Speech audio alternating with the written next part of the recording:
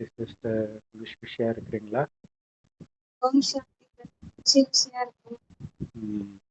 So இன்னைக்கு வந்து திருக்குரான் 2வது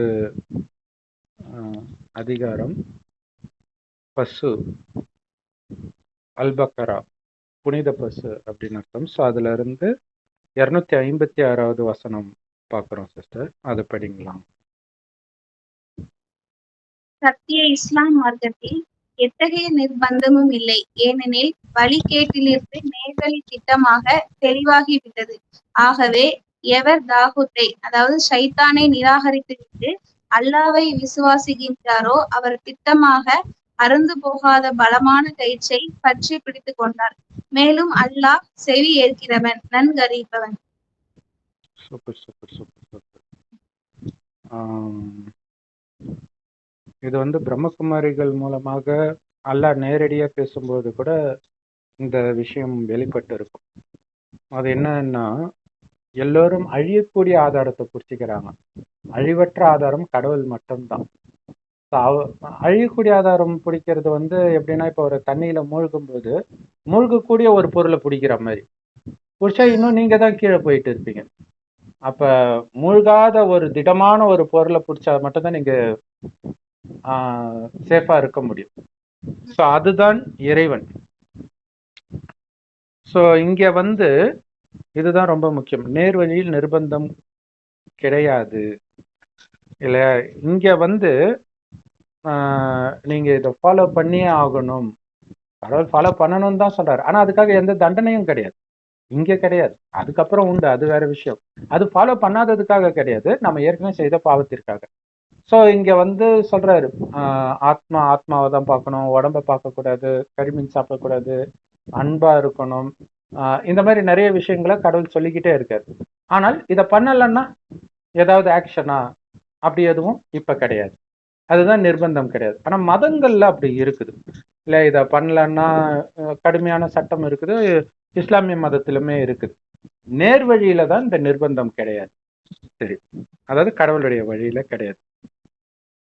ஏன்னா இங்க கடவுள் தெளிவா சொல்றாரு, உடல்னு நினைச்சுக்கிட்டு நீங்க எதை பண்ணாலும் பாவம் தான், ஆத்மா நினைச்சுக்கிட்டு நீங்க எதை பண்ணாலும் பாவத்துல வராது, புண்ணிய கணக்குல தான் வரும். ஏன்னா சொர்க்கத்துல வந்து ஆத்மான்னு தான் நம்ம பார்த்துக்கிட்டு இருப்போம் முதல் 2500 வருஷம். ஸோ அதனாலதான் வந்து சொர்க்கத்துல வந்து ஆண்களும் பெண்களும் அவ்வளவு அழகா இருந்தோம். தங்க செங்கற்களால் கட்டப்பட்ட மாட மாளிகையெல்லாம் இருக்கும் முதல் 2500 வருஷம். ஆனா யாருக்குமே ஒரு பொருளையோ ஒரு நபரையோ அபகரிக்கணும், நம்முடைய இதை ஆக்கிக்கணும் அப்படிங்கிற எண்ணமே வராது.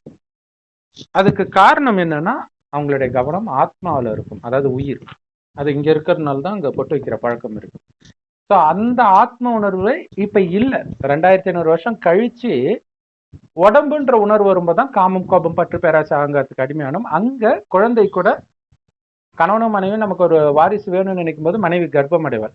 அந்த அளவுக்கு பரிசுத்தமா இருந்தவர்கள் இன்னைக்கு வழிகேட்டில் போயிருக்கிறோம் இல்லையா? அந்த உடல் உணர்வுனால காமம், கோபம், பற்று, பேராசை, அகங்காரத்தில் விழறதுதான் வழிகேடு. அதுதான் சாத்தானுடைய வழி. ஸோ இப்ப சாத்தானுடைய வழி எது, கடவுளுடைய வழி எதுன்னு தெரிஞ்சிச்சு. ஆனா மனிதர்கள் எதெல்லாம் மதங்கள் போதிக்குதோ அது எல்லாமே சாத்தானுடைய வழியாவே இருக்கும். கலியுகத்துல எல்லாரும் பண்றதான் அது போதிக்குது. நீ இந்த கறியை சாப்பிடலாம், அதை தான் ஆல்ரெடி பண்றாங்களே. கடவுளை வணங்கலாம், கடவுள்கிட்ட இதை கேட்கலாம், மன்றாடலாம், இதைத்தான் எல்லாம் பண்ணிட்டு இருக்கிறாங்க இல்லையா? ஆனா இங்க கடவுள் அதை சொல்லல. ஆத்மான்னு வந்து என்னை நினைப்பது உனக்குள்ள சக்தி நிரப்பிக்கிறதுக்கு, பாவம் செய்யாம இருக்கிறதுக்கான சக்தி உனக்குள்ள நிரம்பும். எதன் மீதும் பற்று இல்லாமல் இருக்கக்கூடிய சக்தி நிரம்பும். உனக்குள்ளேயே ஆனந்தம் நிரம்பி இருக்கும். ஏன்னா ஆத்மாவுடைய உண்மையான குணம் ஆனந்தம். சோ உன்னுடைய அப்பா கடவுள்னா அவர் படைக்கிற சொர்க்கத்தின் அதிபதி நீதானே அப்படின்னு இங்க கடவுள் சொல்லி கொடுக்கிறார். ஸோ மற்றவர்களுக்கும் பிரம்மகுமாரிகளுக்கும் இரவு பகலுக்கான வித்தியாசம் இருக்குது. ஏன்னா இது வரைக்கும் வந்தது அத்தனையும் பக்தி, எல்லா மதமும் பக்தி தான். கடவுள் இறுதியில் ஞானத்தை கொடுக்கிறார், அதன் பலன் சொர்க்கம் கிடைக்குது. அப்ப தெளிவா தெரிஞ்சிருச்சு, இதுதான் ரைட்டு இதுதான் தப்புன்னு தெரிஞ்சிருச்சு. அதனால தப்பான விஷயத்தை நிராகரிக்கணும். எது தப்பான வழி? மனித வழி அத்தனையும் தப்பு தான்.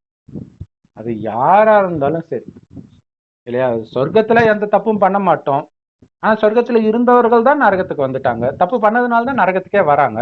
அப்ப தப்பு பண்ணவங்களுடைய வழியை நீங்க புடிச்சுக்கிட்டீங்கன்னா அது தப்பா தானே இருக்கும். அது உங்களை வழிகேட்டுல தானே இட்டுட்டு போகும். நரகத்துல இருக்கிறவன் எப்படி சொர்க்கத்துக்கு வழி காட்ட முடியும்? இல்லையா? சாக்கடையில மூழ்கிட்டு இருக்கிறவன் எப்படி இன்னொருத்தனை காப்பாற்ற முடியும்? இவனே மூழ்கிட்டு இருக்கிறான். சோ அந்த மாதிரி அப்ப இதுல இருந்து விலகி இருக்கிறது தான் கடவுள். அவர் சொர்க்கத்துக்கும் வரல, நரகத்துக்கும் வரல. சுகதுக்கத்திற்கு அப்பாற்பட்டு இருக்கிறேன்னு கீதையில இருக்கும். அப்படிப்பட்டவர் தான் இந்த ஞானத்தை கொடுத்து நம்மளை காப்பாத்திட்டு மறுபடியும் போயிடுவார். சொர்க்கத்துக்கே அவர் வரமாட்டார். சோ அப்ப என்ன பண்ணணும்?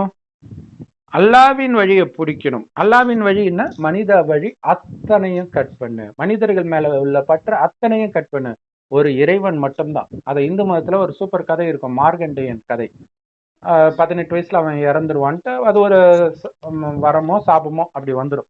இது மார்கண்டேயனுக்கு தெரிஞ்ச உடனே என்ன பண்ணுவோம்? போய் சிவலிங்கத்தை கெட்டியா கட்டி பிடிச்சிக்குவோம். அப்ப சிவலிங்கத்தை கட்டி பிடிச்சிக்கிட்டோம் அப்படின்னா யமன் ஒன்றும் பண்ண முடியாது இல்லையா? ஸோ அதனால ஆனா அதோடைய உண்மையான அர்த்தம் என்னன்னா, ஆத்மாவுடைய கடைசி காலம் இப்ப நடக்குது. கலியுகம் அழியறதுக்கு 100 வருடம் முன்பு தான் கடவுளே வர. இந்த நேரத்தில் இறைவனை பிடிக்கணும் அப்படின்னா என்ன அர்த்தம்? இறைவனை தவிர வேற எதையும் பிடிக்க கூடாதுன்னு அர்த்தம் இல்லையா? மார்கண்டேயன் சிவலிங்கத்தையும் பிடிச்சிட்டு அப்பா அம்மாவையும் பிடிக்கல, மனைவியும் பிடிக்கல, குழந்தையும் பிடிக்கல, எதையுமே பிடிக்கல, சிவனை மட்டும்தான் பிடிக்கணும். அல்லாவைத்தான் இந்துக்கள் சிவன்றோம். அதுதான் லிங்கம். ஒலி ரூபமா இருக்கிறத அங்க பெருசா பக்தி பண்றதுக்காக பெருசா வச்சுட்டாங்க. சோ அப்ப மத்த அனைத்தையும் நிராகரிக்கிறதுக்கு தைரியம் வேணும். நிராகரிக்கணும்னா நீங்க போய் யாருக்கிட்டையும் சொல்ல போறது இல்லை. இறைவன் நினைவுல இருந்து உங்க குடும்பத்துல இருப்பீங்க, பாத்துக்குவீங்க. ஆனா புத்தினால இவங்க என்னுடையவர்கள் கிடையாது, இறைவனுடையவன் நான், அவங்களுக்குரிய கடமை செய்வீங்க. ஆனா அது ஒரு சகோதர ஆத்மா இல்லையா? சிவன் என்னுடைய அப்பா, அப்ப எல்லோரும் அவரோட குழந்தை தான். அப்ப அந்த முறையில எனக்கு சகோதரன், அவ்வளவுதான். அதுதான் முஸ்லிம்கள் பாய் பாய்ன்னு சொல்றது. அப்ப அப்படி யாரு மற்ற எல்லாத்தையும் விட்டுட்டு இறைவனை மட்டும் பிடிக்கிறாங்களோ, அதை தான் இங்க நம்பிக்கை கொள்கிறாரோ அப்படின்ட்டு இருக்குது. அதாவது இறைவனுடைய வழி இல்லையா? கரிமீன் சாப்பிடக்கூடாது, காமத்தை விடணும். அப்ப என்ன சாத்தான் சொல்லும் அப்படின்னா, என்ன இது இங்க எல்லாம் எவ்வளவு சந்தோஷமா இருக்க, நீனா இப்பயே சன்னியாசி மாதிரி போற, இப்படிதான் சொல்லும். இதுதான் பைபிள்ல இயேசு கிறிஸ்துவ இட்டுட்டு போய் ஒரு மலை உச்சியில இருந்து எல்லாத்துக்கும் உனக்கு அதிபதியாக்குறேன், நான் சொல்றதுக்கு அப்பால போ சாத்தானேன்னு. அதுதான் இங்க இந்த விஷயம் அதேதான். அல்லாவை பிடிக்கிறதும் ஒண்ணுதான், அப்பால போ சாத்தானேன்னு சொல்றதும் ஒண்ணுதான். ஏன்னா அதை துரத்தினாதான் நீ அல்லாவையே பிடிக்க முடியும். மனித வழி, இந்த நாக்கு ருசி, புலன் இன்பம் எல்லாத்தையும் தியாகம் பண்ணணும். இறைவனை தவிர அந்த இறைவனை நினைக்க நினைக்க வர்ற ஆனந்தம் உள்ள இருக்கும். அந்த ஆனந்தத்தில் மூழ்க மூழ்க ஆத்மாக்கு சக்தி வரும்போது வெளி உலக விஷயங்கள் புலனின்பத்துல மயங்க மாட்டோம். அதுதான் அல்லாவுடைய வழி. இது எப்படி இருக்கும்னா, ஒரு அறுபடாத கயிறு மாதிரி இருக்கும் அப்படின்னு சொல்றாங்க. மத்த எல்லாம் அருந்துடும், ஸ்ட்ராங்கா இருக்கிற மாதிரியே இருக்கும். சோ இத கடவுள் நமக்கு எப்படி சொல்லுவாரு அப்படின்னா, சத்தியம் என்ற படகு ஆடும் அசையும் ஆனால் மூழ்காது. மற்ற படகு அப்படியே ஸ்டெடியா போயிட்டே இருக்கும்போது டக்குன்னு காணாம போயிடும். ஸோ இதுதான் நடந்துட்டு இருக்குது.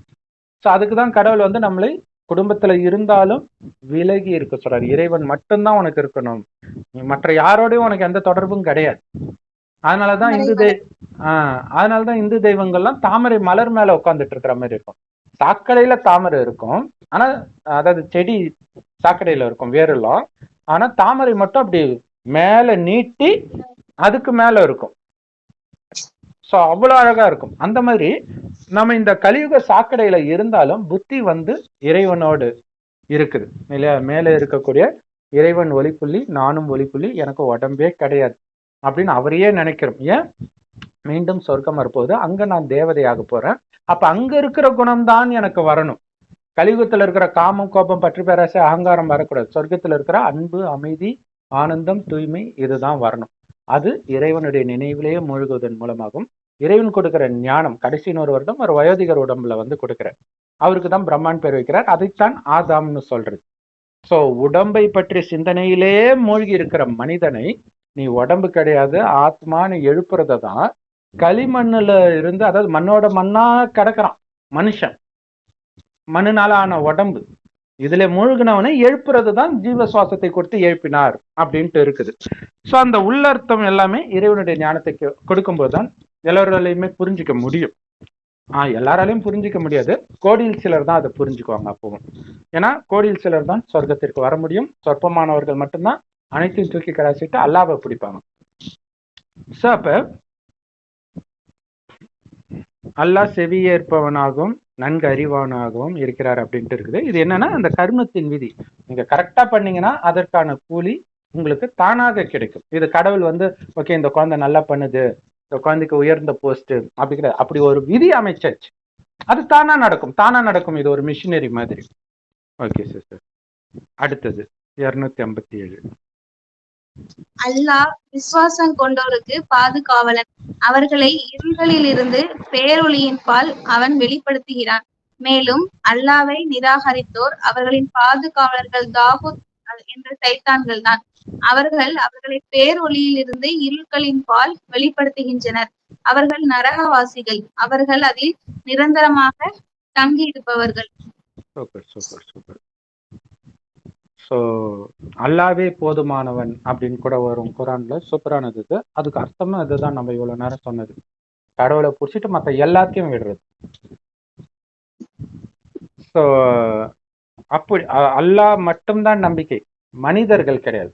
அதாவது ஒரு உயிர் பிறக்குதுன்னா, அதாவது ஒரு உடல்ல ஒரு உயிர் வருதுன்னா அந்த உடலை ஒரு நாள் விட்டுதான் ஆகணும். அதுக்காக கடவுளை வேண்டது மாதிரி அறியாமை எதுவும் கிடையாது. இங்க நம்மை பற்றி தான் நாம கவலைப்படணும். அப்பா அம்மா கணவன் மனைவி குழந்தை எல்லாம் கூட வராது இல்லையா? தனியா ஆத்மா போய் அதோடைய புண்ணிய கணக்குக்கு ஏற்ப போய் வேற அப்பா அம்மாவை எடுக்கும் சொர்க்கத்துக்கு வரதா இருந்தா. வரலைன்னா இதே பூமி நரகம் ஆன பிறகுதான் பிறப்பாங்க. அது வரைக்கும் மேலே இருப்பாங்க. ஸோ இதுல இன்னொரு முக்கியமான விஷயம் நம்ம சொல்லணும். ஏன்னா எல்லா மதத்தினருமே என்ன நினைச்சிட்டு இருக்கிறாங்க, சொர்க்கம் எங்கேயோ மேல இருக்கு, நரகம் எங்கேயோ கீழே இருக்கு, நம்ம நடுவுல இந்த பூலோகத்துல இருக்கிறோம் இப்படி புரிஞ்சுக்கிறாங்க. சரி, ஓகே. எல்லா மதமும் உலகம் அழியும்னு நம்புறாங்க. இப்ப சொர்க்கம் எங்கேயோ இருக்குது, நரகம் எங்கேயோ இருக்கணும்னா உலகம் ஏன் அழியணும்? இது அப்படியே இருக்கட்டுமே, நீ இறந்தப்புறம் மேல போய்க்கோ, இல்ல கீழே நரகத்துக்கு போய்க்கோ. அப்ப இதே பூமி சொர்க்கம் ஆகுறதுனாலதான் அது அழிக்கப்படுது இல்லையா? புதுப்பிக்கிறதுக்காக. அப்ப இறுதியில் கடவுள் இங்க வந்து எதுக்கு எழுப்புறாரு இல்லையா? இங்க எழுப்புறாருன்றது ஆத்ம உணர்வை எழுப்புறது தான். ஸோ அதை யோசிக்கிறதுக்காக நம்ம சொல்றோம். பட் இருந்தாலும் கடவுள் பாஷையிலே சொன்னால் கூட அதிர்ஷ்டம் இருக்கிறவங்க தான் எழுந்திருப்பாங்க. ஸோ இதுல வந்து அல்லாஹ் நாடினால் ஒழியன்ட்டு இருக்கு. கடவுள் வந்து யாரும் இதை கேட்கக்கூடாதுன்னுலாம் நினைக்க மாட்டார். எப்படிப்பட்ட பாவியும் மாறணும்னு தான் நினைப்பார். ஸோ அது என்னன்னா அதிர்ஷ்டம், அவ்வளவுதான் சொல்ல முடியும், வேற ஒன்றும் சொல்ல முடியாது. சரி, அப்ப வந்து கடவுளுடைய நினைவில் இருந்தால் கடவுள் சொல்றார், நான் உங்க கூட இருப்பேன். கடைசி நேரத்துல உலகழிவின் பொழுது சுத்தி தண்ணி ஓடுதுன்னு வச்சுக்கோங்க. இப்ப சென்னையில எல்லாம் இது வரைக்கும் தண்ணி வந்துச்சு, அதெல்லாம் அதுக்கு மேலேயும் வந்து அதெல்லாம் பார்த்தோம். ஸோ இது மாதிரி கடைசி நேரத்துல நிரந்தரமா ஆயிடும் இல்லையா? இப்ப ஒரு நாள் 2 நாள்ல இப்ப அங்க பாதுகாக்கிறதுக்கு யாரும் இருக்க மாட்டாங்க, அரசாங்கம்லாம் இருக்காது. அணுகுண்டெல்லாம் போட்டாங்கன்னா இப்ப உக்ரைன்ல எல்லாம் யாருக்கு என்னன்னா யார் கேட்க போறான்? பாலஸ்தீன்ல எப்படியா இருக்குது நிலைமை? ஸோ அதுல கூட ஏதோ கொஞ்சம் நியமம் இருக்குன்னு வச்சுக்கோங்களேன். அங்க கடைசி நேரத்துல அதுவும் இருக்காது. அந்த மாதிரி நேரத்துல நீங்க எங்க இருப்பீங்கன்னு கவலைப்படாதீங்க. என் நினைவுல இருந்தா உங்க கூட நான் இருக்கிறேன். என் கூட நான் இருக்கிற இடத்தில் உங்களுக்கு ஒன்றும் ஆகாதுன்ற நினைவுனால பிடிக்க கத்துக்கணும். அதுதான் இங்க கத்துக் கொடுக்குறது. ஒரு வீடியோல நம்ம சொல்றதுன்னா ஆத்மான்னு வந்து அல்லாவை நட்சத்திரம் மாதிரி நினைவு பண்ணிட்டு இருங்க. அல்லாஹ் எப்படி இருப்பாருன்னு சொல்லப்படல எந்த மதத்திலையும்.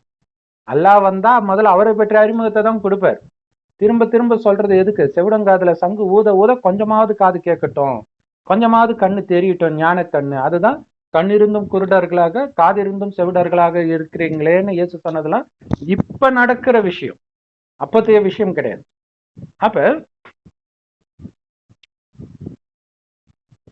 ஏன்னா கடவுள் கொடுக்கிற ஞானம் தான் இருள்ல இருந்து இப்ப வெளிச்சத்துக்கு வருது. சோ இதைத்தான் இந்து மதத்திலே சொல்லுவாங்க, கீதையிலே இருக்கும். இந்த சொர்க்கத்தை பிரம்மாவின் பகல்னும் நரகத்தை பிரம்மாவின் இரவு. ஏன்னா இப்ப பிரம்மா மூலமா இந்த ஞானம் கொடுக்கப்படுது. இந்த பிரம்மா தான் நாராயணன் ஆகிறாரு. ஸோ இங்க ஏன் பகல் சொல்றேன்னா, நான் ஆத்மான்னு தெரியும். ஒவ்வொருத்தரும் ஆத்மான்ற உணர்வுல இருப்பாங்க. அந்த ஆத்மான்றதை மறக்கும் பொழுது இது இரவு. இருட்டுல எது என்ன எங்க இருக்குன்னு தெரியாது இல்லையா? அந்த மாதிரி இருந்துட்டு கோயில் கோயிலா, மசூதி மசூதியா, சர்ச்சு சர்ச்சா சுத்திக்கிட்டு இருக்கிறோம். இந்த வேதங்களை படிக்கிறது, அந்த வேதங்களை எல்லாமே மனித வழி. எதை பற்றி என்ன கிடைக்க போகுது உங்களுக்கு? பிடிச்ச எல்லாமே அந்த ஒரு எல்லாமே தவறான பாதைன்னும் போது எப்படி அதுல எப்படி நீங்க உண்மையை கண்டுபிடிக்க முடியும்? ஸோ அந்த இருட்டில இருந்துதான், ஆழ்ந்த இருளிலிருந்து வெளிச்சத்திற்கு கடவுள் எடுத்துட்டு வருகிறார். கடவுள் வரும்போதுதான் அது நடக்கும். ஸோ அதுதான் இப்ப நடந்துட்டு இருக்கு. அப்ப ஆனால் நிராகரிப்பவர்களுக்கோ, இப்ப இந்த ஞானத்தை சொன்னாலும் செவிடும் காதல ஊதுன சங்கு மாதிரி நிராகரிப்பாங்க இல்லையா, அவங்களுக்கு சைத்தான்கள் தான் பாதுகாப்பு. ஏன்னா அவங்க பிடிக்கிற வழி சைத்தானுடைய வழி இல்லையா. எல்லா மதமும் வேதமும் எழுதுனது சைத்தான். சைத்தான்னா மனுஷன், வேற ஒண்ணும் கிடையாது. சைத்தான் தனியா ஒரு ஆள் கிடையாது, மனித வழிதான் சைத்தான் வழி. அதை பிடிச்சிக்கிட்டா என்ன பண்ணுவான்? மனுஷன் காப்பாத்திடுவானா கடைசியில? அதுலயே சொல்லப்பட்டிருக்கலாம், பக்கத்திலே யாராவது இருந்தா கூட உன்னை காப்பாற்ற முடியாது. அப்பா அம்மா இருந்தாலும் சரி, கணவன் மனைவி குழந்தை எவ்வளவு பேரம் பேசினாலும் சப்போர்ட் பண்ணாலும் ஏற்றுக்கொள்ளப்பட மாட்டாது. அப்ப அழியக்கூடியதை பாதுகாப்புன்னு புரிச்சுக்கிறாங்க. இந்த ரவுடிகள் மாதிரி, ரவுடிகள் அந்த கேங்ல இருக்கிற வரைக்கும் பயங்கரமா இருக்கும். அதுல ஒருத்தனை கொன்னுடுவாங்க. கொன்னதுக்கு அப்புறம் இவன் ஓடி ஓடி ஒழியணும். இதுக்கு முன்னாடி அவன் இருக்கிற தைரியத்துல இவன் நிறைய பேரை நோண்டி விட்டுருப்பான். அவன் எப்படா இறப்பான்னு காத்துக்கிட்டு இங்க வருவாங்க. அந்த மாதிரிதான் மனித வழியை பிடித்தவர்களுக்கு சைத்தான் தான் பாதுகாப்பு கிடையாது, ஆப்பு வைப்பான். பாதுகாப்பு மாதிரி தெரியும், ஆனா ஆப்பு வச்சிடுவான். சோ அது என்ன பண்ணுது சைத்தான் அப்படின்னா, வெளிச்சத்துல இருந்து இருளின் பக்கம் கொண்டுட்டு வந்துடுது. இந்த ஞானத்தை கொடுத்தா கூட இல்ல இல்ல இதெல்லாம் தப்பு, நம்மள சைத்தான் பக்கம்னுவாங்க. அதுதான் காமெடி. சைத்தானை பற்றி எல்லாமே கிறிஸ்தவ மதத்திலே அப்படித்தானே. இந்துக்கள் சைத்தானை வழிபடுறாங்கன்ட்டு. சொர்க்கத்துக்கு போனவங்க சைத்தானா, சொர்க்கத்துக்கே வராதவங்க கடவுளாம், உயிரோட்டமான கடவுளாம். இயேசுவா உயிரோட்டமா இருக்கிறாரு? இல்ல, அவர் உயிர்த்து வந்தார். சரி, உயிர்த்து வந்தார், இப்ப எங்க இருக்காரு? இப்ப எங்க இருக்காரு? அப்ப இறைவன் இப்ப இருக்கிறார் உயிரோட்டமா, இப்ப ஞானத்தை கொடுக்கிறார். இப்ப சொல்ற ஞானம் அது. உயிரோட்டமான தேவன்றது இப்ப சொல்ற விஷயம். இது அங்க முன்கூட்டியே வருது. அவங்க என்ன நினைச்சுக்கிறாங்க, அப்பவே இருக்குது, அதுல இருக்கிறத கண்ணை மூடிட்டு பேசிட்டு இருக்கிறாங்க. அப்ப அவர்களே நரகவாசிகள். அப்படி இருளின் பக்கம் போறவங்க யாரு? நரகவாசிகள். ஆல்ரெடி நம்ம நரகத்துலதான் இருக்கிறோம். ஏன் நரகவாசிகள்னு சொல்றாருன்னா, இப்ப சொர்க்கத்துக்கு போறதுக்கான வழியை இறைவன் கொடுக்கிறார். இப்ப நரகத்தை விட்டு வெளியில வந்துட்டோம், ஆனா இன்னும் சொர்க்கத்துக்கு போகல. ஏன்னா சொர்க்கமாக இன்னும் மாறல. உலகம் அழிந்த பிறகுதான் சொர்க்கமாகும். அப்ப வெளியில வந்துட்டோம், ஆனா அவங்க என்ன பண்றாங்க, திரும்ப திரும்ப நரகத்தின் பக்கமே போறாங்க. ஸோ இதுதான் பைபிள்ல கதை இருக்கும். லோத்து குடும்பம் அந்த ஊரையே கடவுள் எரிக்க பார்ப்பார். எல்லாரும் ஓரின சேர்க்கையாளர்கள் ஆயிடும். மொத்தத்துல காமம்னாலே பாவம் தான். அவங்க ஓரின சேர்க்கையாளர்னு புரிஞ்சுக்கிறாங்க. அப்ப அந்த ஊரையே எரிக்க போறான். லோத்து குடும்பம் மட்டும் கடவுள் பக்தியில இருப்பாங்க. அதாவது இந்த ஞானத்தை எடுப்பவர்கள். நீ அந்த ஊரை விட்டு போயிடு அப்படின்னா, ஊரை விட்டு போறதுன்னா என்ன அர்த்தம்? வேற யுகத்துக்கு வந்துட்டோம். இது கலியுகம், நாம சங்கம யுகம். கடவுளை குழந்தைகள் சந்திக்கிற யுகம். இங்க வந்துட்டோம். அப்ப இங்க வந்த அப்புறம் புத்தியினால வெளி உலக கவர்ச்சியில் நீ சிக்கக்கூடாது. அதை பார்க்கவோ கேட்கவோ கூடாது. பார்த்தும் பார்க்காமல் கேட்டும் கேட்காம இருக்கணும். ஆனால் மீண்டும் மீண்டும் அந்த கலியுக கவர்ச்சி, காமம், கரிமீன் இதை நோக்கிய புத்தி போறதுதான் லோத்துடைய மனைவி திரும்பி பார்க்கிற அந்த ஊரன்ட்டு இருக்கும். அந்த இடத்துல அப்படியே சுண்ணாம்பு கல்ல நின்றுடுவோம். அப்படின்னா என்ன அர்த்தம்னா, புத்தி வேலை செய்யாது இல்லையா. மண்ணுல இருந்து எடுத்து எழுப்புனா மறுபடியும் மண்ணாவே நின்னுடுறாங்கன்னு அர்த்தம். இதே கதை இந்து மதத்திலயும் இருக்கும். அகலிகை ஒரு இந்திரனுடைய அழகுல மயங்கிடுவான். அது அவளுடைய கணவனுக்கு தெரிஞ்சிடும். உடனே சாபம் விடுவான், கல்லா போன்ட்டு. அப்புறம் ராமர் அவரை மீண்டும் பெண்ணா எழுப்பாரு அகலிகையை. சோ கல்லா இருக்கிறது நம்ம புத்தி. இப்ப ராமரா வந்திருக்கிறது சிவபெருமான். மற்றபடி திரேதாயுகத்துல இருக்கிற ராமர் கிடையாது. சிவன் இந்த ஞானத்தை கொடுத்து நம்மளை எழுப்புறாரு. ஆனால் கடவுளுடைய ஞானத்தை நிராகரிக்கிறவங்க எப்படி இருப்பாங்க? நரகவாசிகளாகவே இருந்துருவாங்க. அப்படின்னு அர்த்தம், இந்த 5000 வருடத்தில் நடக்கிறதான் திரும்ப திரும்ப நடக்கும். சோ இப்ப ஞானத்தை கேட்டு சொர்க்கத்துக்கு போனா ஒவ்வொரு கல்பத்திலும் போவோம். இப்ப நிராகரிச்சிட்டீங்கன்னா ஒவ்வொரு கல்பத்திலும் சொர்க்கத்துக்கு வராம, சொர்க்கம் வரும்போதெல்லாம் மேலே இருந்துட்டு நரகம் வந்த பிறகு அந்தந்த மதங்கள் வரும்போதே வருவாங்க. யோசிச்சு பாருங்க, மதங்கள் எல்லாமே 2500 வருஷத்துக்குள்ள வந்ததுதான். 2500 வருடமாக இந்த பூமி நரகமா தான் இருக்கு. அதுக்கு முன்னாடி தான் சொர்க்கம் இருந்தது. அப்ப மதங்கள் எல்லாம் நரகத்தில் வருதுன்னா அந்த மத ஸ்தாபகர் ஃபர்ஸ்ட் வருவார். உதாரணத்துக்கு இயேசு கிறிஸ்து வராருன்னு வச்சுக்கலாம். அதுக்கப்புறம் தான் கிறிஸ்தவ ஆத்மாவே வரும். அப்ப நீங்க இயேசு கிறிஸ்துவே பிடிச்சிக்கிட்டு இருந்தீங்கன்னா இயேசு கிறிஸ்து வந்த பிறகுதான் நீங்களே வர முடியும். அப்ப கடவுள் கொடுக்குற சொர்க்கத்தை விட்டுருங்க. பரமபிதாவை விட்டுட்டீங்க, ஏசப்பாவை பிடிச்சிக்கிட்டீங்க. கரெக்ட், அந்த மதத்துக்கு அப்பா ஏசப்பா தான். ஒரு மதத்துக்கும் அவங்கவுங்க தான் அப்பா. முஸ்லிம் மதத்துக்கு பாத்தீங்கன்னா முகமது நபி தான் அப்பா. புத்த மதத்துக்கு புத்தர் தான் அப்பா. அவங்க அப்பான்னு கூப்பிடுறாங்க, கூப்பிடல. அவர் தானே படைக்கிறாரு. படைக்கிறவர் தான் அப்பா, வேற ஒண்ணும் கிடையாது. ஆனா சொர்க்கத்தை படைப்பவர் கடவுள். அந்த சொர்க்கத்துக்கு வரக்கூடிய உரிமை எல்லா மதத்தினருக்கும் உண்டு. அதனால்தான் அவரை பரமபிதா அப்படின்னு சொல்றோம். ஆனா அவரை பிடிக்கிறாங்களா? அவருடைய வழியை கேட்கிறாங்களா? கிடையாது. மனிதர்கள் வழியை பிடிச்சிக்கிறாங்க. அதனால கடவுளை நிராகரித்தவர்கள் ஆகிவிடுறாங்க.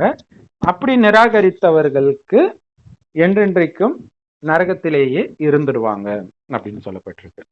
அடுத்தது படி. அல்லாஹ் தனக்கு ஆட்சியை கொடுத்ததற்காக அவன் நன்றி கொண்டவனாக இப்ராஹாமிடம் அவருடைய இரட்சகனை பற்றி தாக்கம் செய்தனை, நபியே நீர் பார்க்கவில்லையா? அது சமயம் இப்ராஹிம் எவன் உயிர் கொடுக்கவும் மரணத்தை அழிக்கவும் செய்கின்றானோ அவன்தான் என்னுடைய இரட்சகன் என்று கூறினார். அப்போது அவன், நானும் உயிர்ப்பிக்க செய்வேன், மரணிக்கவும் வைப்பேன் என்று கூறினான். அதற்கு இப்ராஹிம், அப்படியாயின் நிச்சயமாக அல்லாஹ் சூரியனை கிழக்கிலிருந்து உதிக்க செய்து கொண்டு வருகின்றான், நீ அதை மேற்கிலிருந்து கொண்டு வா என கூறினார். ஆகவே நிராகரித்த அவன் பதில் கூற இயலாது திகைப்பில் ஆழ்த்தப்பட்டான். மேலும் அல்லாஹ் அநியாயம் செய்து கொண்டிருக்கிற கூட்டத்தாருக்கு நேர்வழி காட்ட மாட்டான். சோ இங்க இது ஒரு கதை. ஒருத்தனுக்கு ஆட்சி அதிகாரம் வந்த உடனே இதெல்லாம் எப்பவோ நடந்தது கிடையாது, இப்பதான் நாஸ்திகம் நடக்குது. அதை புரிஞ்சுக்கணும். அப்பெல்லாம் எல்லாருக்கும் கடவுள் நம்பிக்கை இருந்தது. ஸோ அதை புரிஞ்சுக்க, நாஸ்திகம்லாம் இப்ப சமீபமா வந்தது. இது ஒரு அத்தாட்சி. இது நடந்தது கிடையாது, நடந்து கொண்டிருப்பதுன்றதுக்கு. இன்னைக்கு எல்லாம் அப்படித்தானே இருக்கிறாங்க இல்லையா? இன்னைக்கு மதத்தை வச்சுதானே அரசியல் நடக்குது. கடவுள் இருக்கார் இல்ல. உலகம் ஃபுல்லா இதுதான் அரசியல்.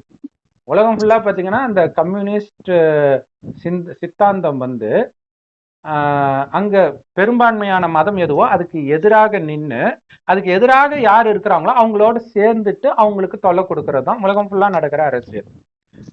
ஸோ அப்ப இது அரசியல். அரசியல் இல்லாட்டினாலும் கூட ஜென்ரலாவே மனிதர்கள் எல்லாம் இன்னைக்கு நாஸ்திகர்களா தான் இருக்கிறாங்க இல்லையா? அப்ப ஒரு பொருள் கிடைச்சது அப்படின்னா அதுக்கு கடவுளுக்கு நன்றி சொல்லணும். இதை கொடுத்ததே கடவுள் தான். பைபிள்ல அழகா இருக்கும். அந்த தாவீதை எதிர்த்து ஒரு ராஜா படையெடுத்து வருவான். அப்ப தாவீதால அவனை ஜெயிக்க முடியும். இருந்தாலும் அவன் என்ன பண்ணுவான்? கடவுள் கிட்ட கேட்பான், அவனை என் கையில் ஒப்பு கொடுப்பீரா? நான் ஜெயிப்பனான்னு கேட்கல, நீங்க ஒப்பு கொடுப்பீங்களா? இல்லையா? அவர் கொடுக்கிறார், அவ்வளவுதான். நான் ஜெயிக்கிறேன்ற அந்த அகங்காரம் இல்லை. ஆனா இங்க நான் ஜெயிச்சிட்டேன் பாருன்ற ஒரு திமிரு வருது மனுஷனுக்கு. சோ அதனால அவன் விதண்டாவாதம் பேசுறான், நாஸ்திகம் பேசுறான் அப்ரஹாம் கிட்ட. அப்ப அப்ரஹாம் சொன்னாராம், உயிரை யார் கொடுக்கிறாங்களோ, மரணத்தை யார் அழிக்கிறாங்களோ அவர்தான் என் இரட்சகன் அப்படின்னு சொல்ற, என் கடவுள்ன்ற. அப்ப அதுக்கு அவன் என்ன சொல்றான்னா, நான் கூட தான் உயிர்ப்பிக்க செய்வேன். உயிர் கொடுக்கறதுனா இப்ப அப்பா அம்மா தான் எனக்கு உயிர் கொடுத்தாங்கன்னு எத்தனை பேர் சொல்லிட்டு இருக்கிறாங்க? கடவுள்லாம் அப்புறம் தான் முதல்ல அப்பா அம்மான்னுவாங்க இல்லையா? அப்ப என்னாலையும் உயிர் கொடுக்க முடியும், ஒருத்தனை கொலை பண்ணவும் முடியும். ஏன்னா அவரு சொன்னதுக்கு இவர் கரெக்டா தான் சொல்றாரு இல்லையா? இதுதான் கடவுள் டெபினிஷன்னா இதுதான் இங்க விஷயமே. இதுல பாத்தீங்கன்னா தப்பானது கரெக்டா இருக்கும். ராமாயண மகாபாரத்திலும் பாத்தீங்கன்னா ராவணனை ஹீரோயினா கொண்டாடுறவங்க இருப்பாங்க. பைபிள்லயும் பாத்தீங்கன்னா அந்த இயேசுவை காட்டி கொடுத்தவனை கொண்டாடுறவங்க இருக்கிறாங்க. ஸோ இந்த மாதிரி நிறைய விஷயங்கள் நடக்குது. அதனாலதான் இங்கேயும் கேட்கிறான், அப்ப என்னாலையும் பண்ண முடியுமே அப்படின்றாரு.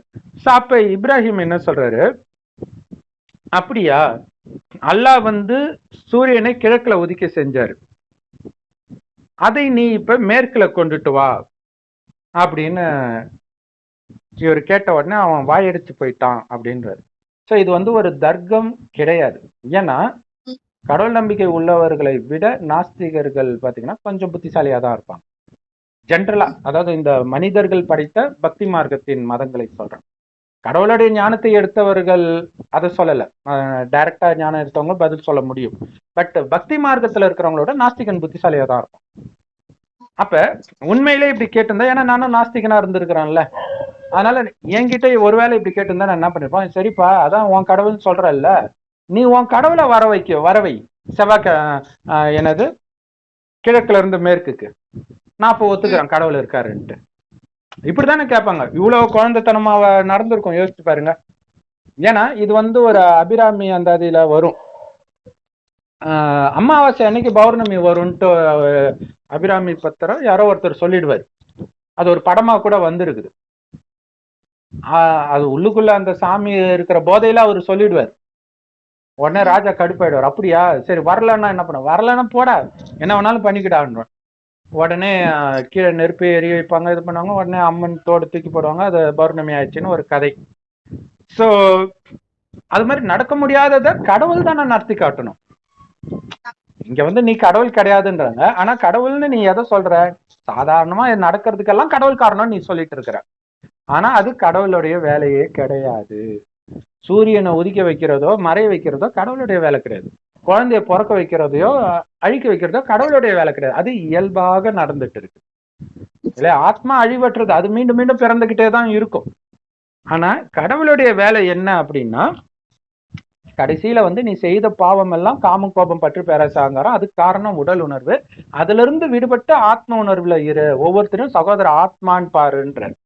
சோ இதைத்தான் கடவுள் கத்துக் கொடுக்கிறார். இதனால நீ பாவம் செய்யாம இருப்ப. ஏற்கனவே செய்த பாவத்துக்கான தண்டனை உன்னை தேடி வந்தாலும் உன்னுடைய குணம் சுத்தமாக மாறும் பொழுது அது உனக்கு தண்டனை கொடுக்காமல் அப்படியே சுத்திட்டு போயிடும்.